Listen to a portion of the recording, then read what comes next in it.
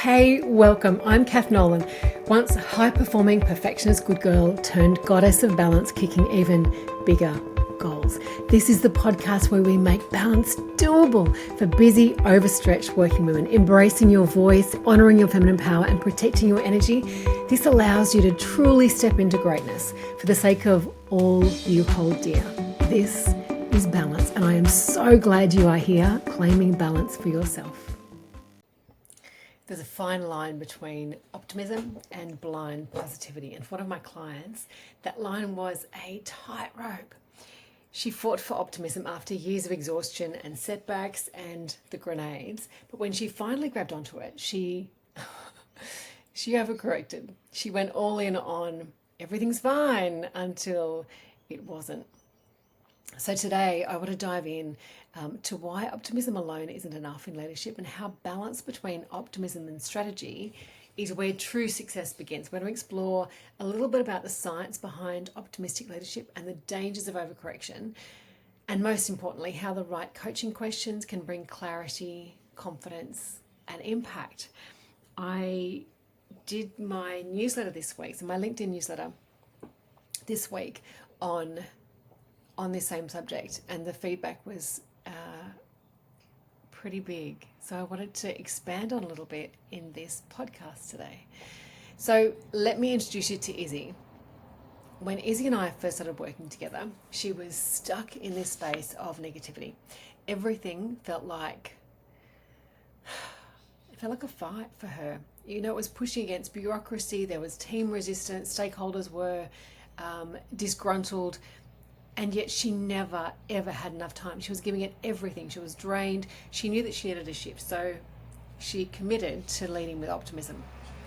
And at first it was powerful. She saw some big changes. Why the loud noises always happen when you start recording?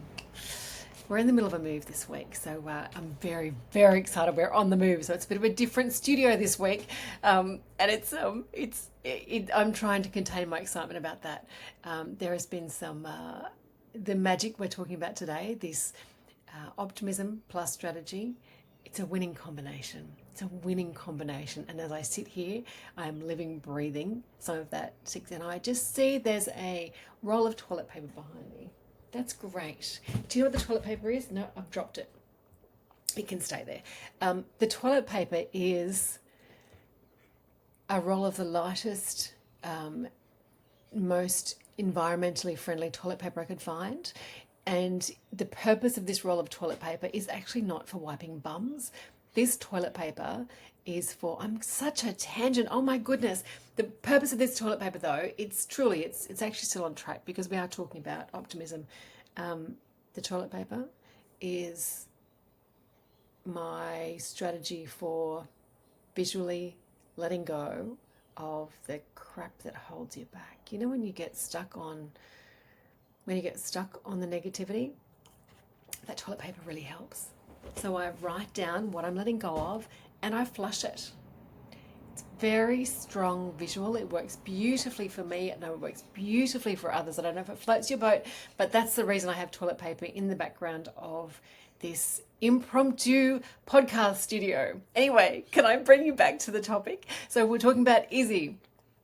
Okay, so poor Izzy. So she was, where was I up to? She was overcorrecting, yeah? So she was leading with optimism, and she was leading with optimism. I don't think you told her it went well. So she was leading with optimism, it went well. She stopped the doom scrolling. So she was finding that the negativity meant that she was, after work, she'd be sitting on Instagram for hours and just losing time.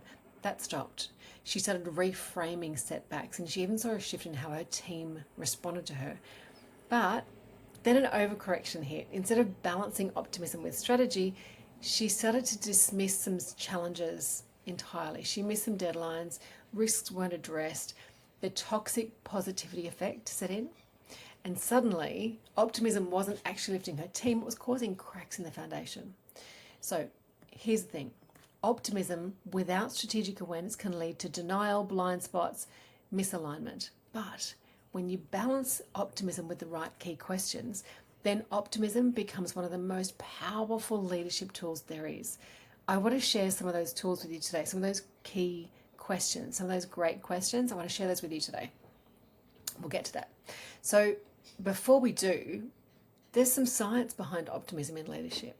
We know that optimistic leaders build resilience. We know that, as in build resilience in others. So studies out of Harvard Business Review show that optimistic leaders create teams that are more adaptable to change and recover faster from setbacks.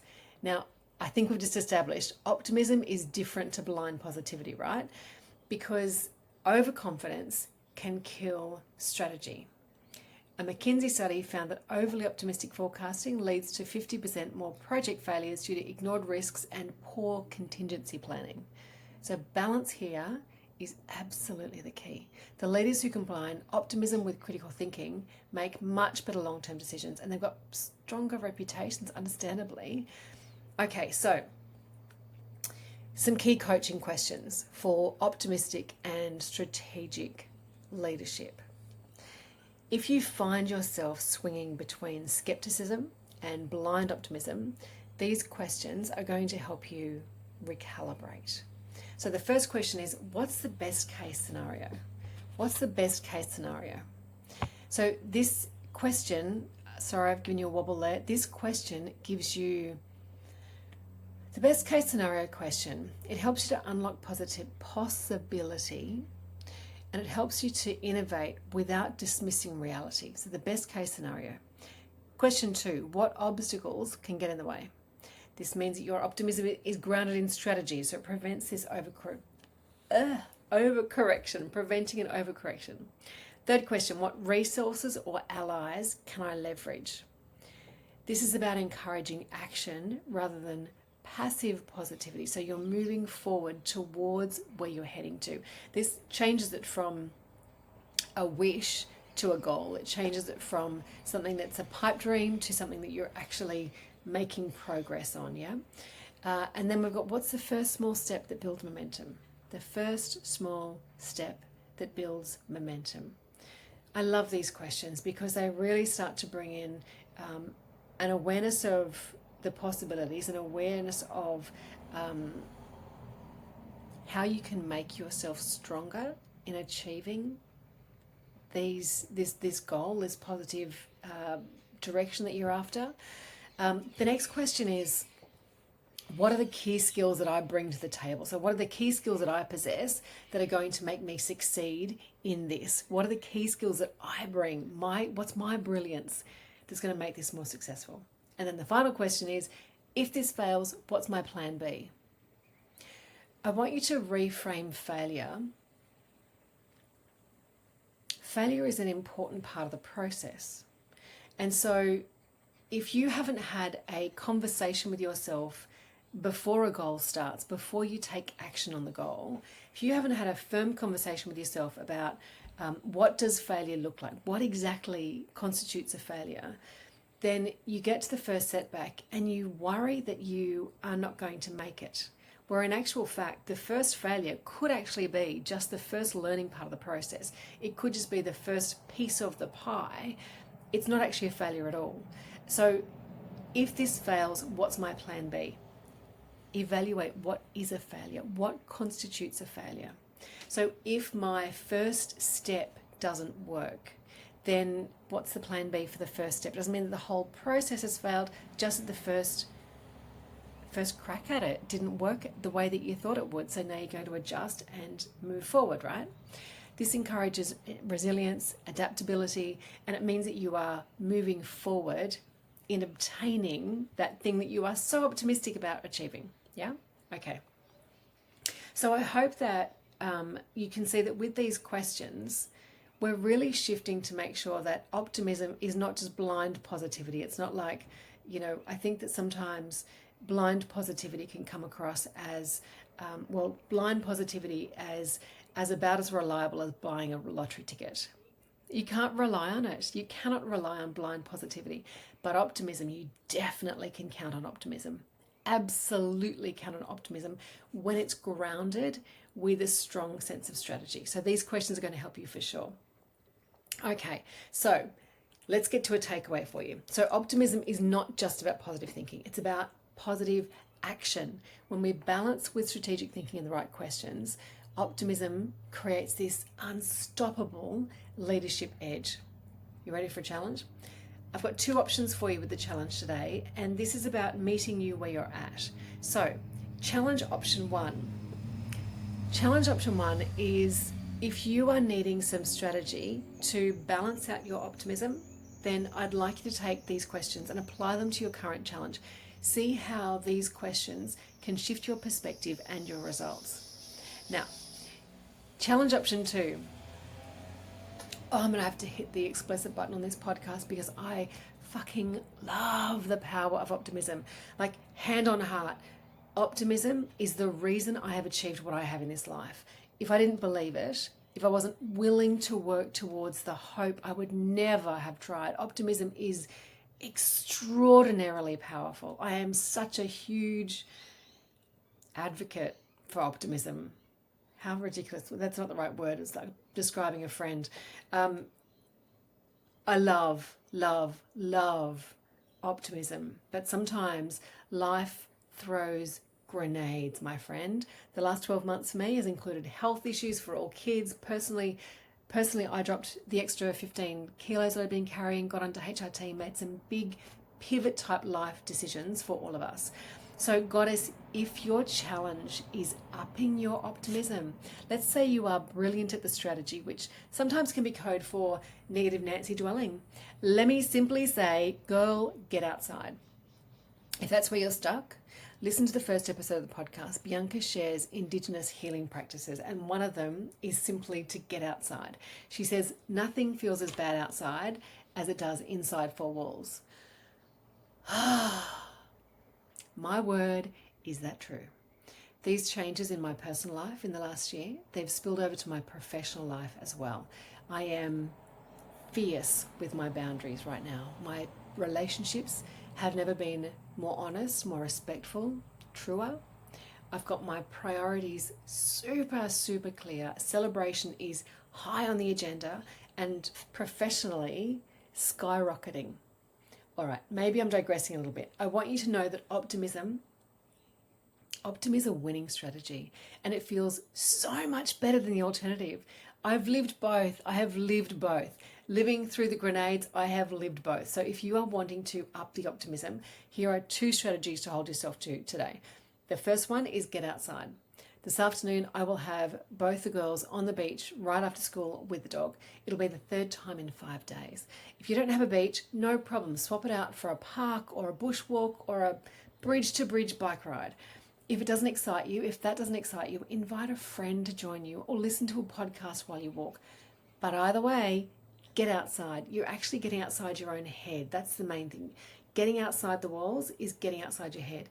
This is such a game changer for me. I've even changed how I deliver my coaching. So I've run a group coaching program for a few years now, but for the first time, this one has an in-person walk and talk every week. It is that transformational. That's the third mood booster. That's my first mood booster for you. The second option is listen to Bianca. I'll drop the show notes for this episode into the links for this, into the notes for this episode. So I'll drop the link. Did I get that sentence out right? The link to Bianca's episode I will drop into the show notes for this episode. Have to slow down sometimes. I have a note on my computer, on my usual desktop. I have a note on the side that says, "Speak slowly, Catherine." I don't have that note on my laptop that I'm using today, so forgive me while I talk a bit fast and stumble my words. Okay, so every time the grenades fly for me, I come back and listen to this episode.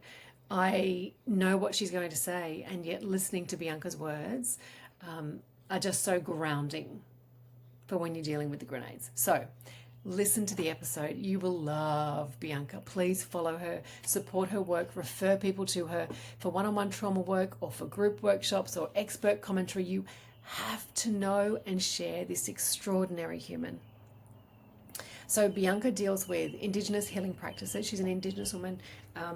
Excuse me. She She does some amazing stuff. Listen to the podcast. You'll learn more about Bianca. The third one that I do is a podcast, not a podcast, a playlist. Switch the station. I feel as though we need to revisit this one again. So I might do another episode on this, on mood boosting. I think that's coming soon. Thanks for your inspiration, peeps. Okay, so that's challenge number 2. Challenge option number 2 is to increase your optimism. Choose a strategy and invest some focus into it. Challenge option number 2 is to choose a strategy to increase your optimism and invest focus into it. Okay, so this is what I live and breathe. Live and breathe, both personally and professionally. And the longer I do it, the more I refine the process, the more and more my life just escalates and escalates. It doesn't stop the grenades from coming. They're always going to come. Life throws lemons. That's what life does. But how we roll with that, and whether you bounce back from a setback or whether you bounce forward from a setback, that's the difference that this makes. So anyway, if you are ready to take this further, if you want to sharpen your balance, if you want to sharpen your leadership balance, this is absolutely your time, girl. Join my group coaching program. It is a closed container for ambitious working women across all industries. We're leveraging, still some of my words. We're leveraging balance for a career leap, bringing you more time, more income, more joyful connection in your life. Now, we're going to be working closely together. So I am looking for people who are fabulous, people who are real, who are juggling genuine frustrations, and they want to navigate them, do things differently so that the brilliance they've accumulated can finally reap the rewards they deserve. So you will get back more time than you invest. You will raise your income by more than you invest. I'm so excited to work with you because I can't wait to get you to your big goals this year. We only have one short life. This last year especially has been truly transformational for me. I've been incredibly deliberate, doubling down on the strategies that I know that work for my clients and for me. I cannot wait to see how it transforms things for you too. Or if you're after something a bit more inclusive, book me for a speaking engagement where we don't just talk about leadership, but we build it. We'll raise the optimism and strategic outlook of your team so they can embody this leadership balance. Reach out today, let me know where you're at, where you want to be, and let's make it happen. Can't wait to chat. Have a fabulous week. See you soon. You know, I believe that women do help other women. I hope that this episode has empowered you to question your willingness to go last. I hope that you will embrace balance, and I'm also hoping that you will help me to help other women to do the same. So how can you help? Show your support for the work. Subscribe and review the podcast here where you're listening. Follow the Goddess of Balance on Instagram to catch some cheeky behind the scenes and extras. Connect with me on LinkedIn and share the posts with your network. That would be sensational. If you have enjoyed this program, this episode, you will no doubt love my group coaching program. You got to find all the links to these in the little written blurb for this episode. Thank you, my friend, for normalizing balance with me. We are raising performance and reputations, wellness and equality. Together, we're creating positive change for working women, starting with you. Sincerely, I thank you for being part of the movement.